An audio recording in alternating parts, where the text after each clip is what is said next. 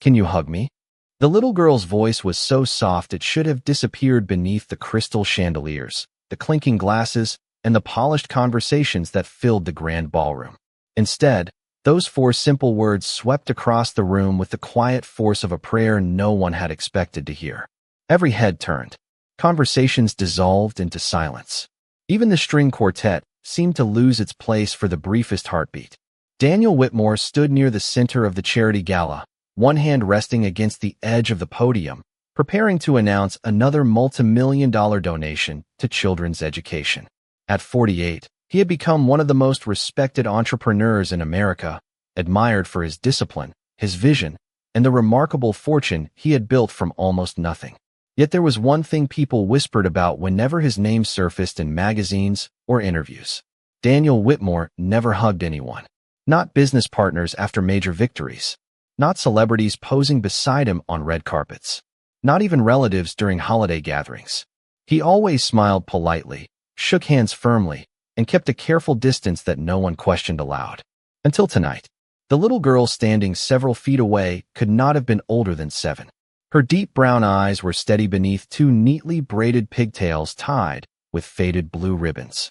She wore a clean but well-worn yellow dress that had clearly been mended more than once, and a pair of white sneakers whose soles had begun to separate at the edges. In her hands, she held nothing except a tiny cloth rabbit, its ears bent from years of being carried everywhere. She wasn't crying. She wasn't begging for money. She wasn't asking for a photograph.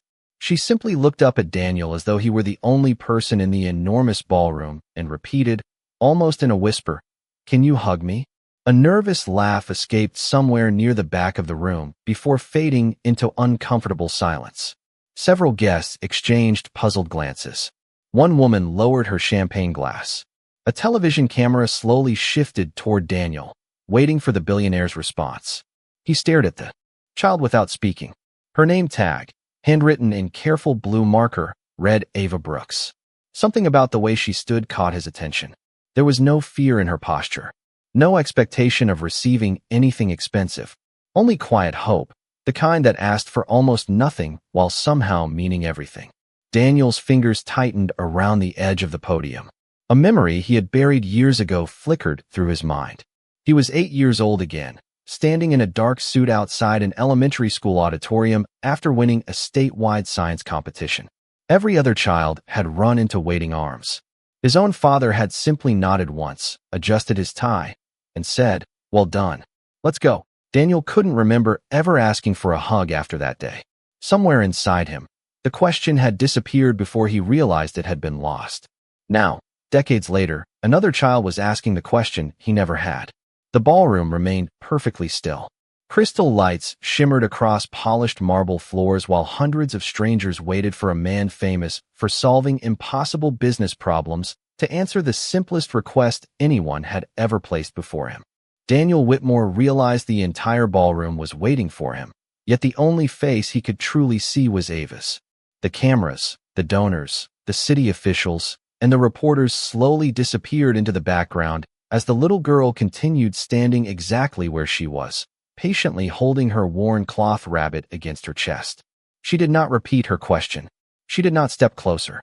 She simply waited with the quiet confidence of someone who believed kindness should never be forced. Daniel opened his mouth, but no words came. Throughout his career, he had negotiated billion-dollar mergers, spoken before thousands of investors, and answered difficult questions without hesitation. Yet this simple request left him completely unprepared. One of his executive assistants leaned in just enough to whisper, "Sir, would you like us to escort her back to her table?" Daniel lifted a hand ever so slightly, silently asking him not to interfere. The assistant immediately stepped back. Across the ballroom, several guests exchanged uncertain smiles. Some assumed the child had been encouraged by a volunteer. Others wondered whether this unexpected moment had been planned by the event organizers. But Ava's expression carried none of the excitement of a rehearsed performance. She looked at Daniel the way children looked at someone they instinctively trusted before the world taught them to be cautious. Daniel slowly stepped away from the podium.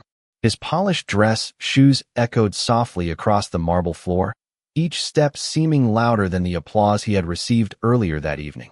As he approached, Ava smiled, not because she expected success, but because she appreciated that he had come closer.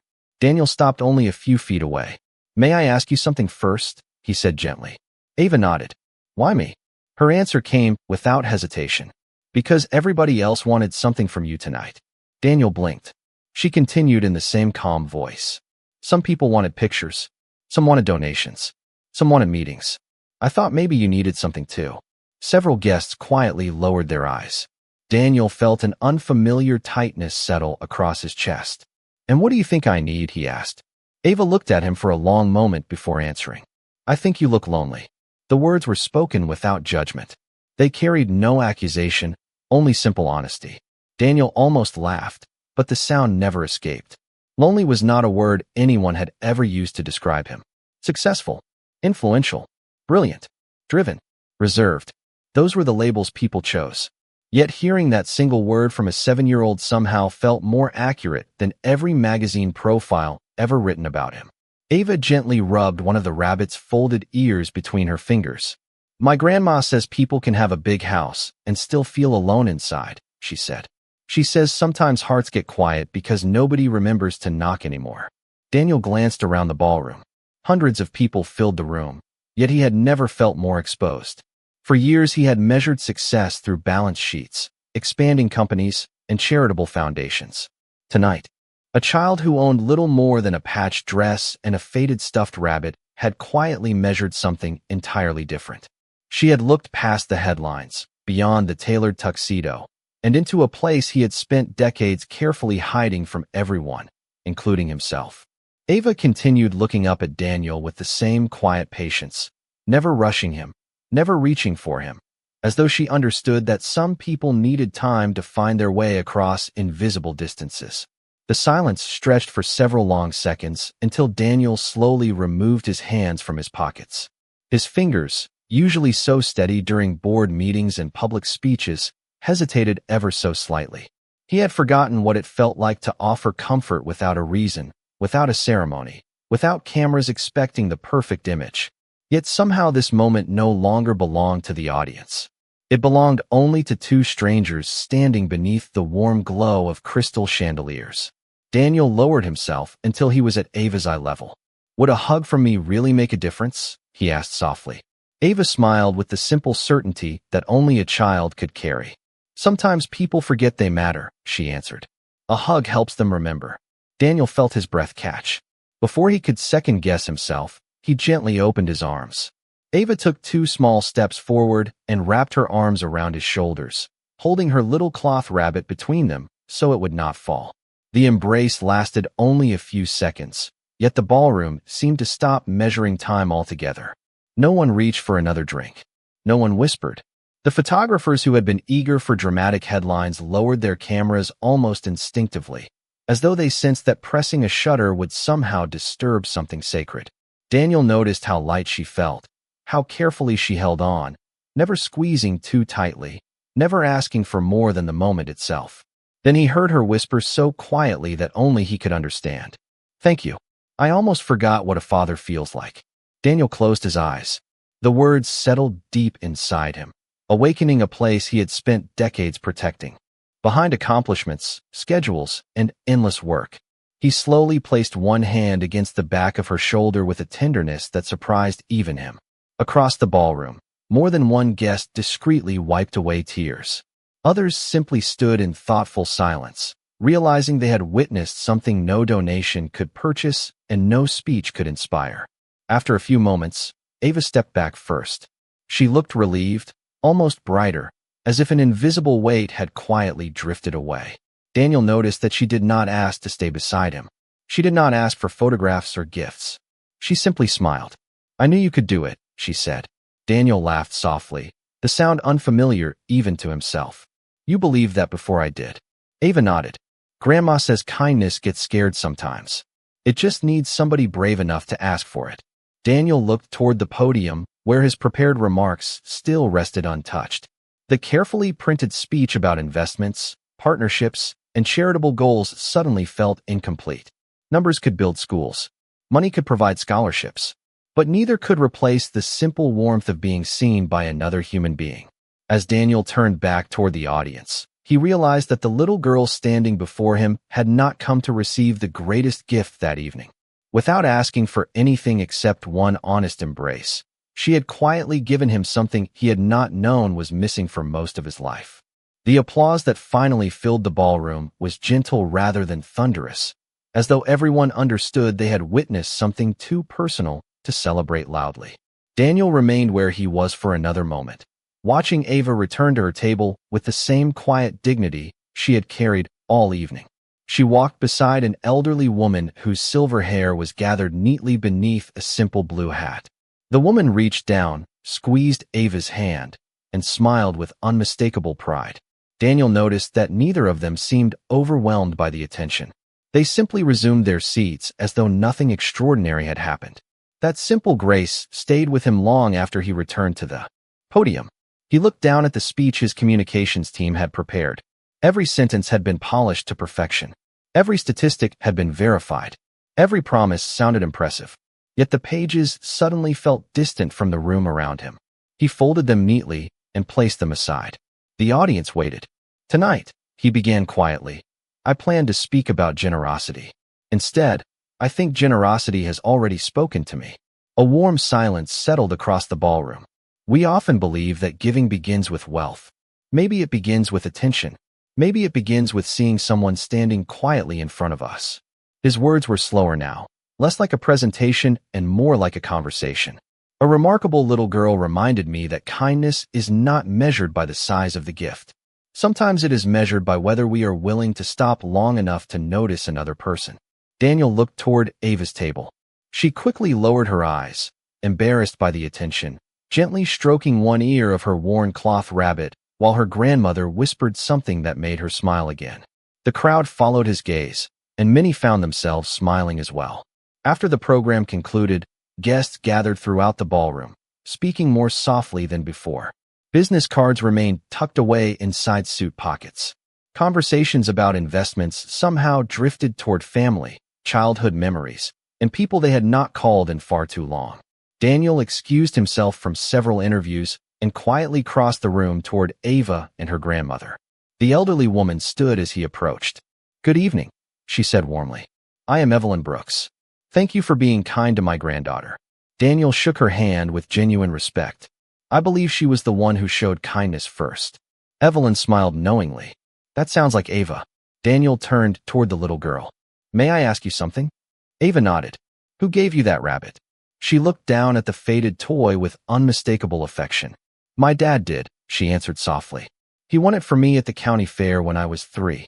Daniel noticed the careful way she held it, almost as though it carried memories too precious to replace. Do you still think about him? He asked gently. Ava's smile became smaller, but never disappeared. Every day? Grandma says love does not leave when people do. It just learns new places to live. Daniel felt those words settle quietly inside him. For reasons he could not yet explain, he realized this conversation was not ending with the gala. It was only beginning, and somewhere beyond the glittering ballroom, two very different lives had already started moving toward the same unexpected future. Long after the ballroom lights faded behind him, Daniel discovered that sleep would not come.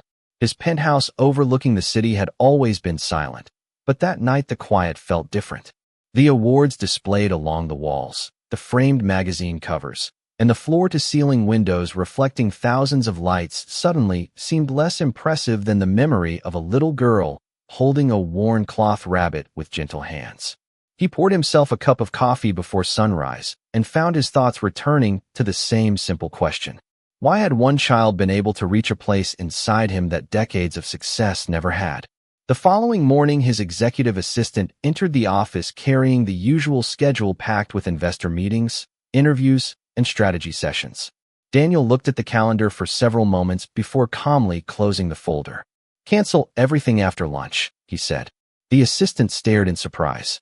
Sir, you have waited 3 months for these appointments. Daniel nodded. They can wait one more day. It was the first time in years that anyone inside the company had seen him rearrange his schedule for something that was not business. Instead of driving to another corporate event, Daniel asked his driver to take him to the neighborhood community center listed on the charity program, where Ava and her grandmother had attended as guests. The building was modest but welcoming, with colorful murals painted by local children covering the outside walls. Families gathered near the entrance, while volunteers carried boxes filled with donated books and groceries. Daniel stepped out of the car without announcing who he was. He wanted to understand the place through his own eyes rather than through prepared reports. Inside, he found Ava sitting at a small table covered with crayons, helping two younger children finish a picture of a park filled with flowers and birds. She looked up, recognized him immediately, and smiled with genuine surprise. "You came back," she said. Daniel smiled in return. "I told myself I was only stopping by for a few minutes." Ava tilted her head with playful curiosity. "And what is your heart telling you?" Daniel laughed quietly. "My heart seems to have its own schedule today." Evelyn approached, carrying a tray of homemade cookies for the volunteers. "Welcome," she said warmly. "You do not have to be a billionaire here. Around here, everyone helps with something." Daniel accepted a paper plate and noticed that no one rushed toward him asking for donations or photographs. Instead, one volunteer asked if he could help arrange folding chairs before the afternoon reading program began. Without hesitation, Daniel rolled up the sleeves of his dress shirt and began carrying chairs across the room beside retirees, college students, parents, and teenagers. Ava watched with a bright smile as he struggled to stack the chairs correctly, giggling softly before walking over to show him an easier way. "Sometimes the simple way works better," she said. Daniel realized she was talking about much more than folding chairs. For the first time in many years, he spent an afternoon where no one cared about the size of his fortune. They only noticed whether he was willing to lend a hand, share a smile, and stay long enough to become part of the room instead of simply passing through it. Over the next several weeks, Daniel found himself returning to the community center whenever his schedule allowed. Although before long, he quietly began making time instead of merely finding it. The visits became less about curiosity and more about friendship. Every Saturday morning, he arrived carrying nothing more than a baseball cap, comfortable shoes, and an eagerness that surprised even him.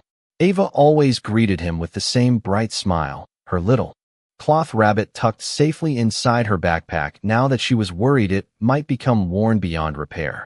One cool autumn afternoon, the children gathered in the small playground behind the center where several old bicycles waited to be repaired and shared. Ava stood beside the smallest one, looking uncertain. "Grandma says she never learned how to ride either," she admitted with a shy laugh. Daniel looked at the bicycle, then back at Ava. "Would you like to learn together?" Her eyes widened. "You know how to teach?" Daniel smiled. "I think we can figure it out." For the next hour, he walked beside the bicycle one careful step at a time, keeping one hand lightly on the seat while Ava practiced balancing. Every few feet, she looked over her shoulder to make sure he was still there. "Do not let go yet," she called. "I promise," Daniel answered. Eventually, she began pedaling with more confidence, laughing as the cool breeze brushed against her face. At one point, she traveled nearly 20 feet before realizing Daniel had stopped running beside her several seconds earlier. She coasted to a gentle stop, turned around with the biggest smile he had ever seen, and shouted, "I did it." Daniel applauded with genuine pride. "You did," he replied. "You believed you could before you knew you could." Ava parked the bicycle and walked back toward him. "That is because I knew you believed it first." Those words stayed with Daniel long after they left the playground. The following week, instead of bringing expensive gifts, he arrived carrying a stack of library books. They spent the afternoon reading beneath a large oak tree outside the center while younger children chased bubbles across the grass. Ava loved stories about explorers, inventors, and ordinary people who quietly changed the lives of others through kindness. Whenever she reached a difficult word, Daniel patiently helped her sound it out. Whenever Daniel paused to admire the peaceful afternoon, Ava gently reminded him to keep reading because she wanted to know what happened next. Evelyn often watched from a nearby bench with quiet gratitude. She noticed that Daniel smiled more easily now. His shoulders no longer carried the constant tension that had followed him into the community center during his first visit. Meanwhile, Ava seemed lighter too, not because her circumstances had suddenly changed, but because she knew someone had chosen to keep showing up. Daniel gradually realized that the greatest gift they exchanged was never money, advice, or promises. It was consistency. Every visit quietly told Ava that she mattered.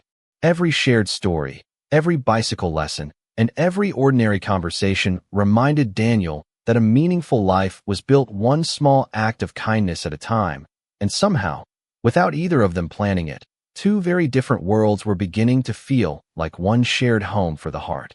By the time winter approached, Daniel could no longer remember what his Saturdays had looked like before Ava entered his life. Board meetings still filled his weekdays, investors still sought his advice, and headlines continued to celebrate his latest business achievements. Yet the moments he treasured most had become the ordinary ones. Sharing pancakes after the reading program, helping children build birdhouses, and listening to Ava describe every dream she planned to accomplish one day had quietly become the highlights of his week. Then one Tuesday afternoon, his phone rang while he was finishing a meeting downtown. The caller was Evelyn. Her usually steady voice sounded tired but reassuring. "Daniel, I did not want Ava to worry, but I thought you should know I have not been feeling very well." Daniel left his office earlier than usual and visited their small apartment that evening carrying a pot of homemade chicken soup prepared by his housekeeper. The apartment was modest but warm, filled with family photographs, colorful drawings taped to the refrigerator, and shelves overflowing with borrowed library books. Ava greeted him with her familiar smile, although he noticed she glanced toward her grandmother more often than usual. Evelyn insisted she was simply exhausted and had been advised by her doctor to rest for a while. Daniel respected her privacy and did not press for details, but as the evening continued, he could see the concern hidden behind her gentle smile. After Ava went to wash the dinner dishes, Evelyn quietly folded her hands. "She is a brave little girl," she said softly. "Sometimes I worry she has learned to be brave too early." Daniel nodded without speaking. "If anything ever changes," Evelyn continued, "promise me you will remind her that she is loved." Daniel looked toward the kitchen where Ava was humming happily while carefully drying each plate. "I promise," he answered without hesitation. A few days later, the community center director called Daniel with news that deepened his concern. Evelyn would need several weeks to recover and would have difficulty caring for Ava without additional support.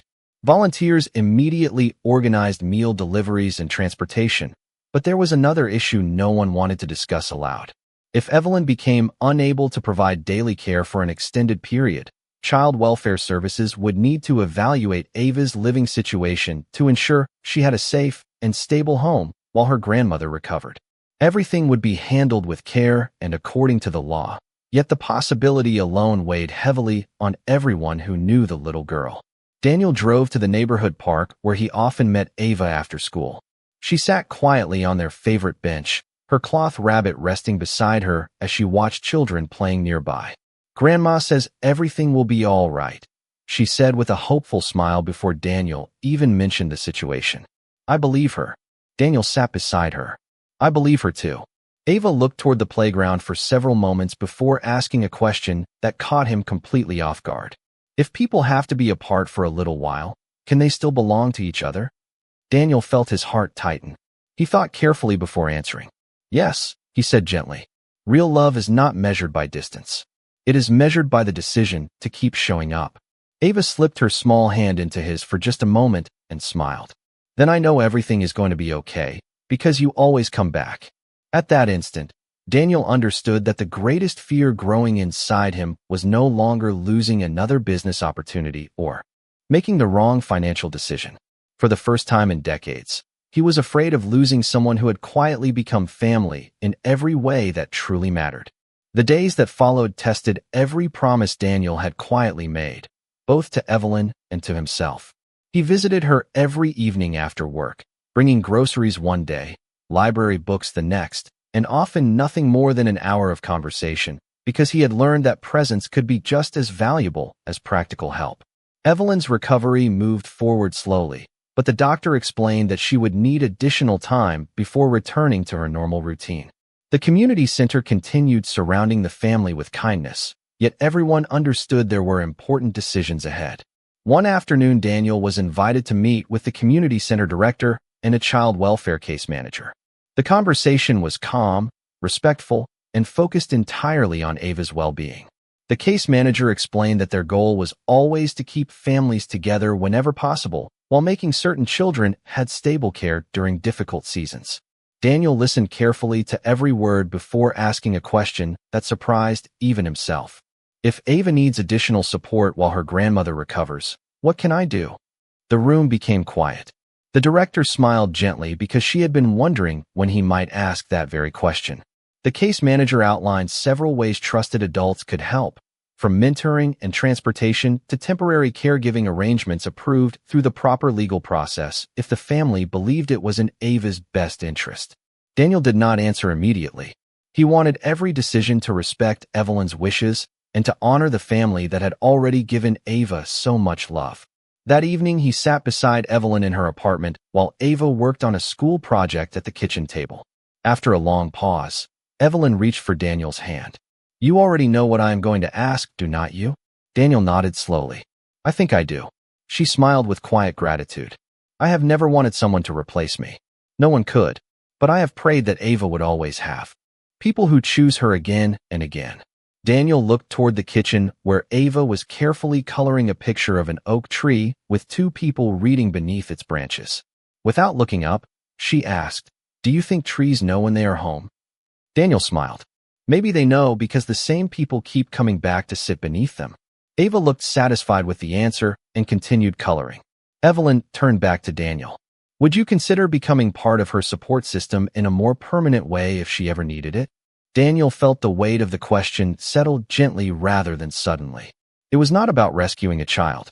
It was about making a lifelong commitment to someone who had already changed his heart. Yes, he answered without hesitation. Not because I have resources, but because I cannot imagine walking away from her life. A few weeks later, with Evelyn's full encouragement and guidance from the appropriate professionals, Daniel began the legal process to become an approved guardian should temporary or future support ever become necessary. Every form he signed reminded him that family was built through responsibility as much as affection. When he told Ava that he would always be one phone call away no matter what happened, she smiled the same quiet smile that had first stopped an entire ballroom. I knew you would stay, she whispered. People who hug with their hearts usually do. Nearly 1 year later, spring returned to the city with bright skies, fresh blossoms, and the gentle feeling that life always found a way to begin again. Evelyn had regained her strength, and although she still appreciated an extra hand from time to time, she was once again the steady heart of her little home. Daniel remained exactly what he had promised to be. He never disappeared after the difficult season passed. He still arrived on Saturday mornings carrying library books instead of expensive gifts. He still attended Ava's school performances, community center reading days, and neighborhood pancake breakfasts whenever his schedule allowed. The legal guardianship plan remained in place for the future if it was ever needed, giving everyone peace of mind. But what mattered most could never be written into any document.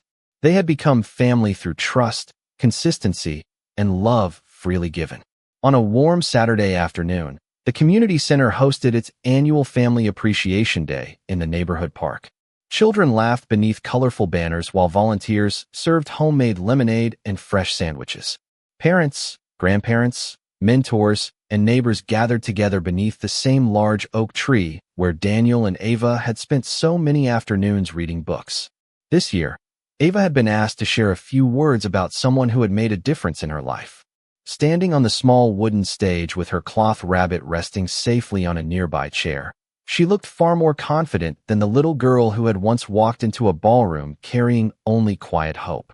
She smiled at the crowd before looking directly at Daniel. People sometimes think heroes always arrive with big speeches or lots of money, she began. But the best people usually arrive over and over again. They keep their promises. They remember your favorite books. They teach you how to ride a bicycle without making you feel afraid. They listen when you have questions that do not have easy answers. They show up. The audience listened in complete silence. Ava continued with a gentle smile. A long time ago, I asked someone for one hug because I wanted to remember what love felt like. I did not know that one kind answer could become hundreds of ordinary days filled with kindness. Daniel lowered his eyes for a moment, deeply moved by every word. When Ava finished speaking, the audience applauded warmly, but she did not remain on the stage. Instead, she walked across the grass until she stood only a few feet from Daniel. Before she could say anything, Daniel smiled and opened his arms. May I have a hug? He asked softly. Ava laughed with the bright, joyful laugh that had become so familiar to everyone who loved her. You never have to ask, she replied as she stepped forward and embraced him. Around them, friends, neighbors, volunteers, and families smiled through grateful tears, not because they had witnessed a miracle, but because they had witnessed something even more lasting. They had seen kindness become commitment, compassion become friendship, and one small moment of courage grow into a family bound not by circumstance alone, but by choice. As the afternoon sun filtered gently through the branches of the old oak tree, Daniel realized that the greatest investment he had ever made could never be measured on a balance sheet. It had begun with 4 simple words from a little girl brave enough to ask for kindness, and it had changed both of their lives in ways neither of them could have imagined.